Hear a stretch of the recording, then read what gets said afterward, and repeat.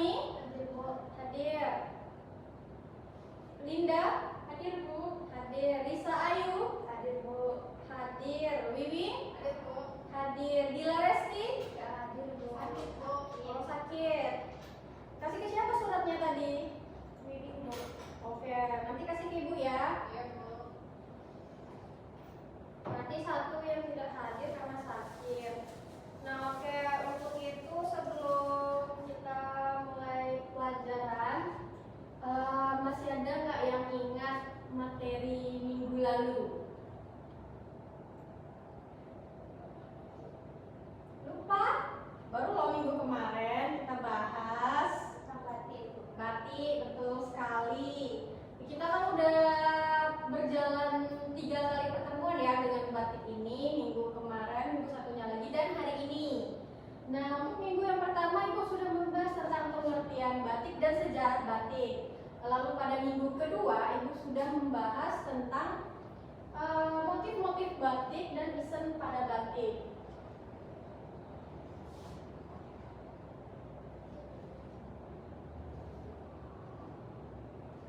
Nah, ini kan materi minggu kemarin ya tentang batik.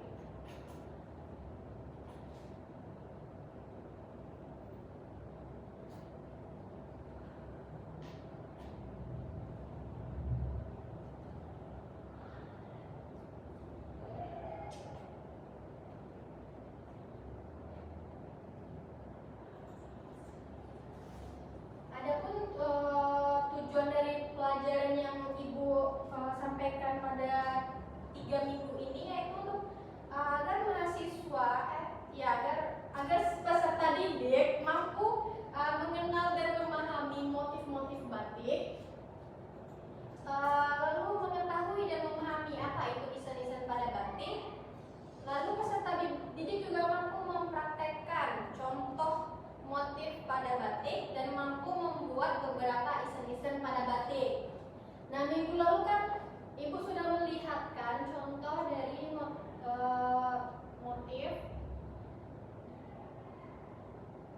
Ini motif meander, ada motif swastika, ada motif tumpal, ada motif lilin atau spiral, ada motif kaum,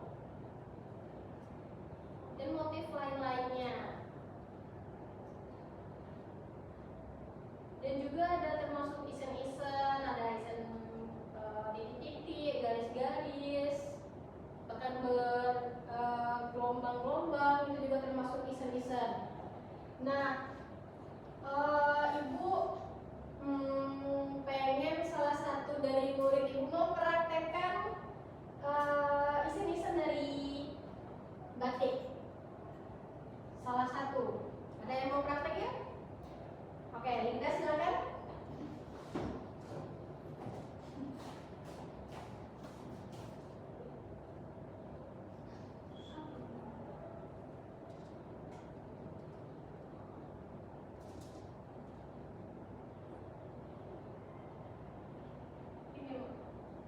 Oke, itu isen titik ya.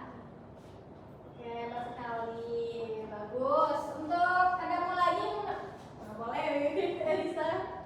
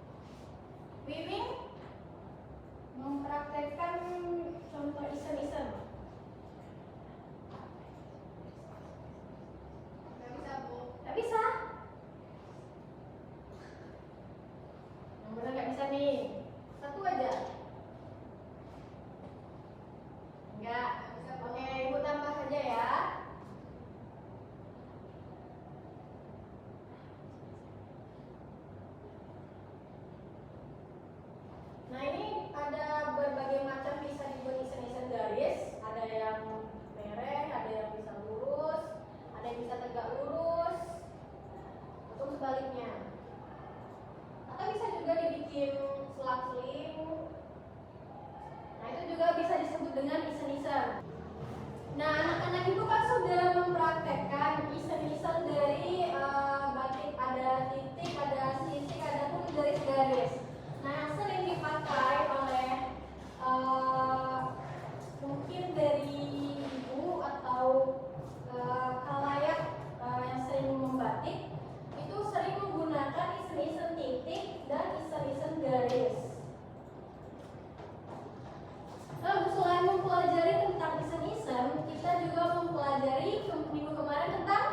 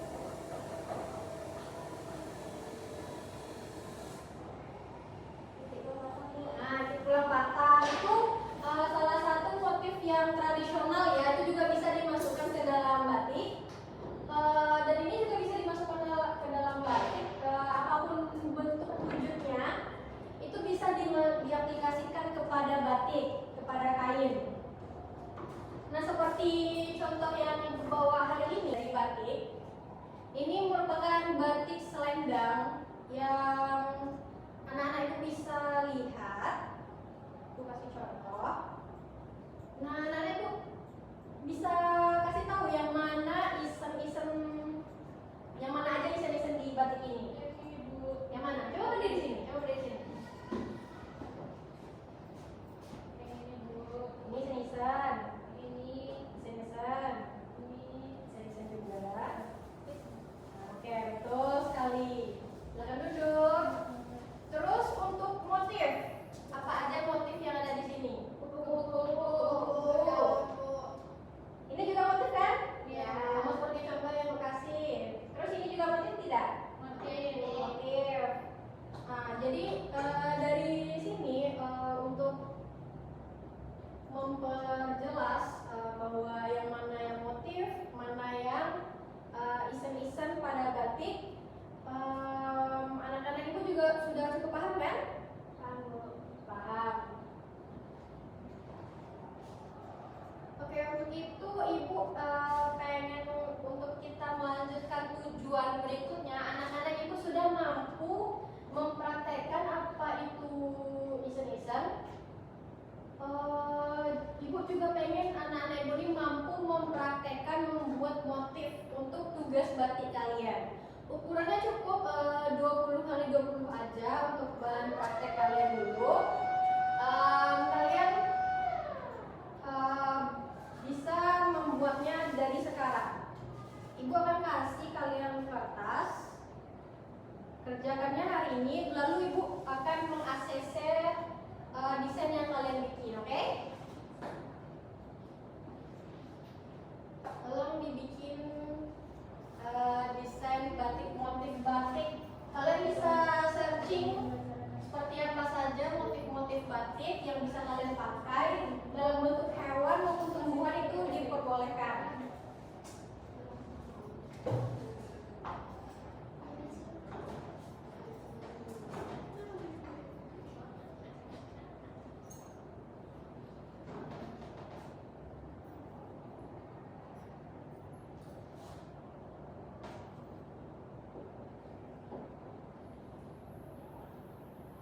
Tunggu ya.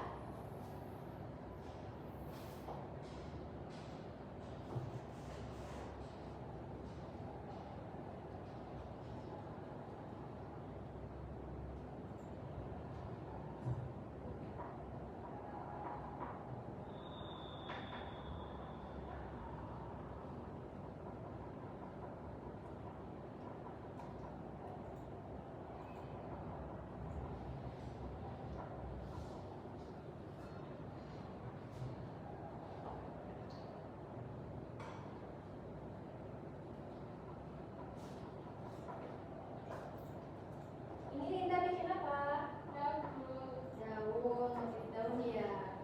Wiwin bagaimana? Kupu-kupu ya. Ini ada kayak burung. Bisa bikin apa? Oh, bikin bunga. Olia bikin apa nih? Oh, motif titik pulang batang ya. Indah banget. Itu boleh, itu bagus juga.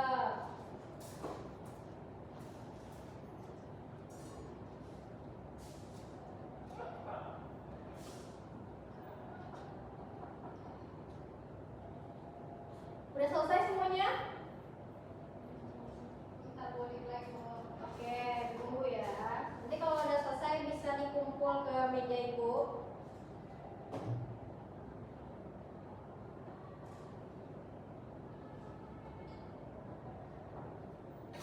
Sudah, Bu? Sudah?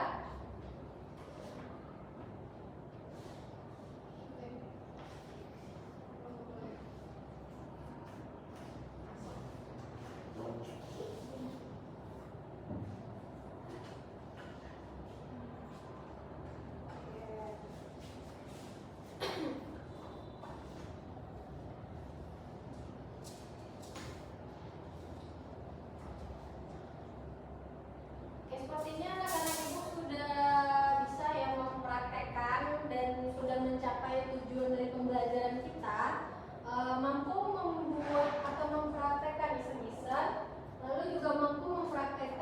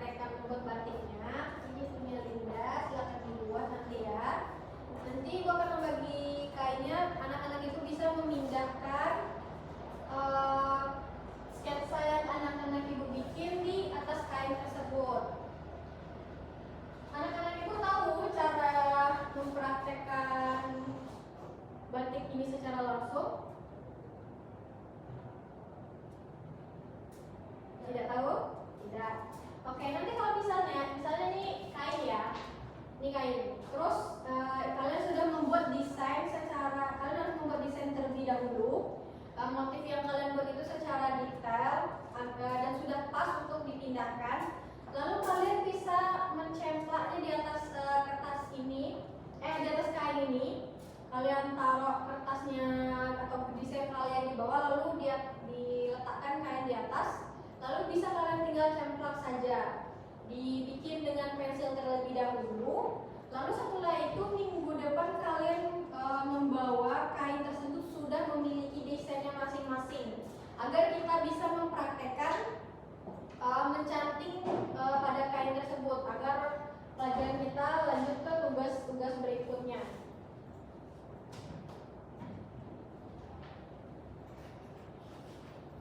Nah, ibu kasih lihat dulu pada contoh kain yang ibu punya ini.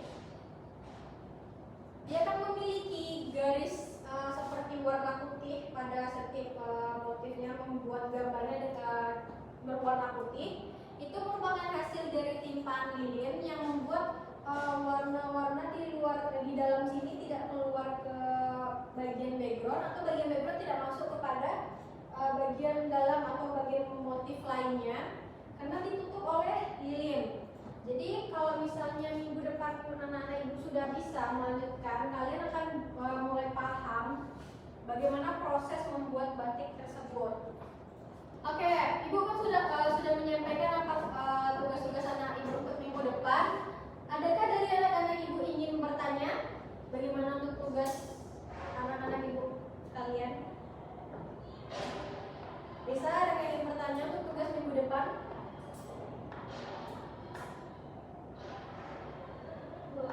Ya, silakan. Mengenai tugas itu pas mencanting dia nggak menetes. Nah, itu kalau misalnya dari pengalaman ibu yang sering ibu lakukan, mungkin itu juga ada sempat netes-netesnya, cuman itu bisa meminimalisir tetesan dari canting tersebut. Karena dari kayak misalnya kita mengambil lilin dari kuali yang untuk mencanting, itu biasanya langsung netes kan? Ya. Nah, terus kalau bisa ibu akan kasih trik. Ini dari versi ibu aja ya. Kalian sediakan aja kertas. Lalu ketika kalian mencoba mengaplikasikan cantingnya di atas kain, kalian letakkan kainnya itu di atas. Jadi kalian bisa memulai dan bagian ujungnya aja gitu kayak yang disediakan di atas kain. Jadi bagian yang biasa sering netes itu kan bagian kayunya, bagian bawahnya itu. Nah, jadi kalian tutup gitu dari kertas biar dia nggak jatuh. Jadi jatuhnya itu di atas kertas.